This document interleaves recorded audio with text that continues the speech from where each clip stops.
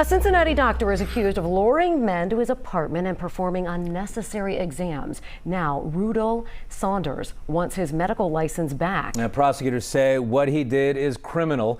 WLWT News 5's Todd Dykes is in Columbus with the allegations Saunders is facing. Interactions that investigators say started on Valentine's Day of last year are the focus of what's expected to be a week-long hearing that will likely determine whether or not Rudel Saunders practices medicine again here in the state of Ohio. Today, for the first time, we learned that Cincinnati police officers visited the home of former UC Medical Center Dr. Rudel Saunders to investigate claims made by 5 men. Those allegations included sexual misconduct, resulting in a departure from the minimum standards of care, practicing medicine without a license, thereby committing a felony in the state of Ohio, and finally engaging in voyeurism. During an administrative hearing that started this morning in Columbus, attorneys for the state said Saunders lured 5 men to the bedroom of his apartment in Northside and improperly examined their private parts while secretly videotaping most of the encounters. At least one of the men planned to testify about those recordings during a portion of the hearing closed to the public.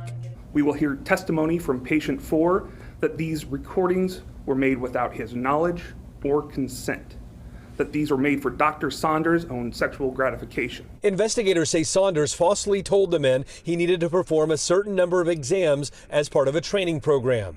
Saunders did not show up to the hearing today. He's being represented by attorneys Clyde Bennett and Katina Werner, who disputed the state's view of the case, adding patient number 4 was a willing participant. The testimony will show that they were friends. Patient number 4 disrobed himself, walked into the room and participated into an educational activity. Now, Rudel Saunders' medical license was suspended back in February. Attorneys for Ohio are calling for his license to be permanently revoked.